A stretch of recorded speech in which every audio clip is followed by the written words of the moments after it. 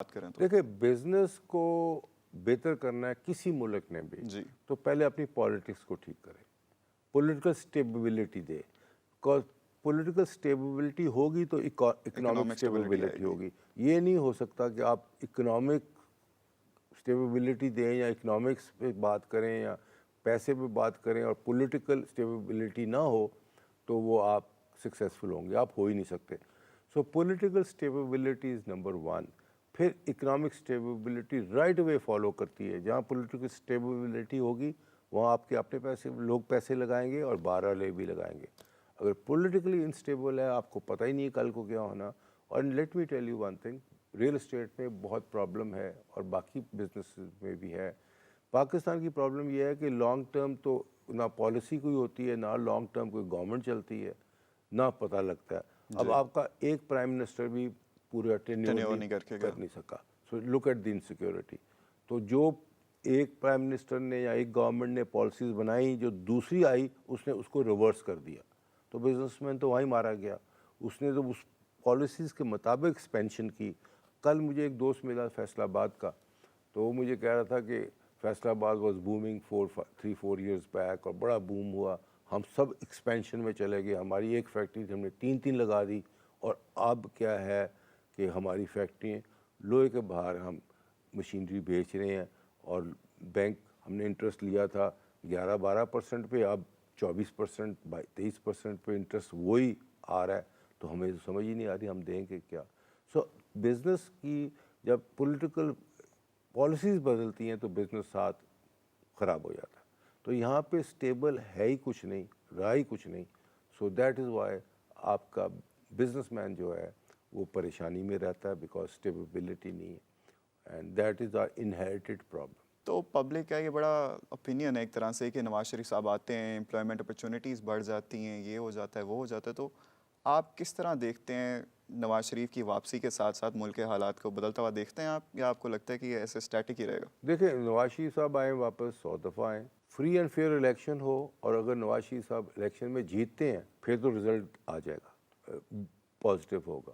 Otherwise کوئی ایک شخصیت کے آنے کے ساتھ آپ کی اکانومی یا آپ کی اسٹیبلٹی نہیں آ سکتی, بے شک وہ جو مرضی کرے وہ نہیں آ سکتی.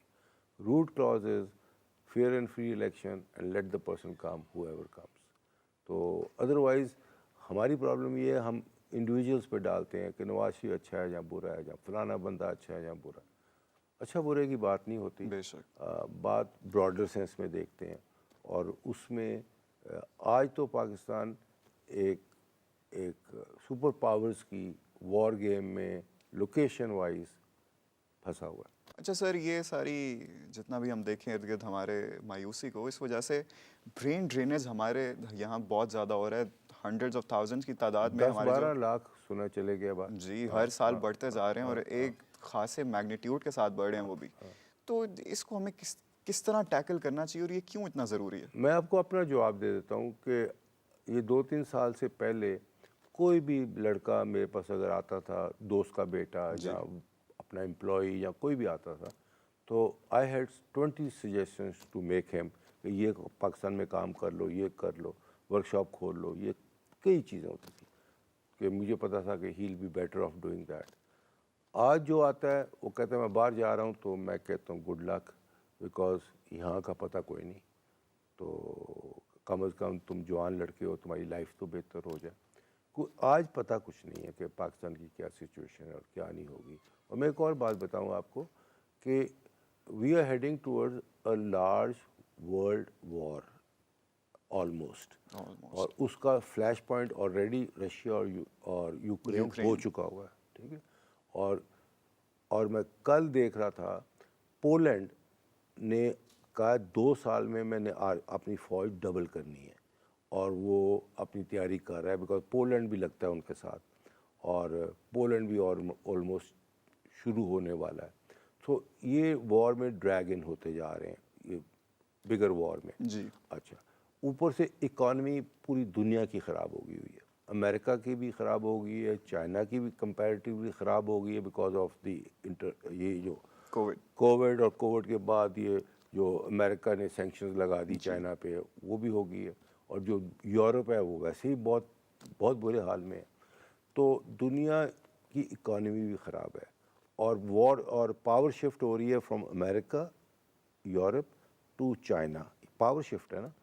اچھا، تو جب پاور شفٹ ہو رہی ہوتی ہے، اوپر سے اکانومی خراب ہو جاتی ہے، تو نارملی ہسٹوریکلی یہ دیکھا ہے پھر وہ ملک وارز میں چلے جاتے ہیں. جی لاسٹ چیز ہوتی ہے آرمی، وارز میں چلے جاتے ہیں.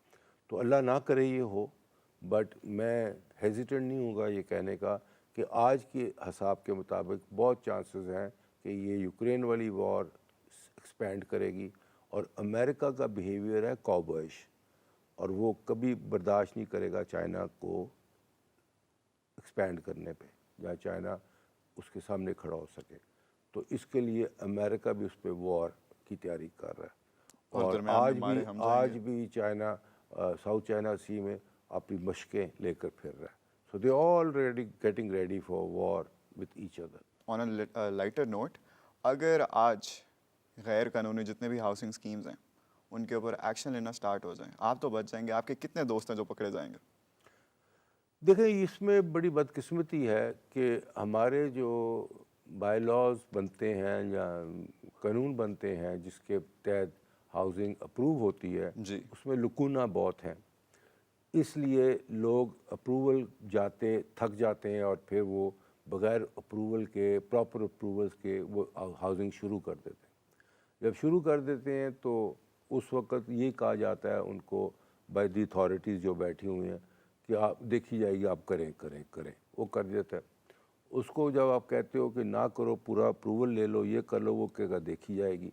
اچھا، وہ 2 4 5 سال تو چلتا رہتا ہے چیز، پھر اس کے بعد 6 سال کے بعد دیکھنا پڑ جاتا ہے، پھر نیب آ جاتی ہے، اور پھر اس کو پرابلم آ جاتی ہے. پھر جب نیب آ گئی، اس ہاؤسنگ اسکیم کو کریمپ ڈاؤن کیا، تو اس کے ساتھ کوئی 5,000 پبلک جو کا لوگ پیسہ ہیں. لگا ہوتا ہے، وہ بھی بیچ میں پھنسا گیا.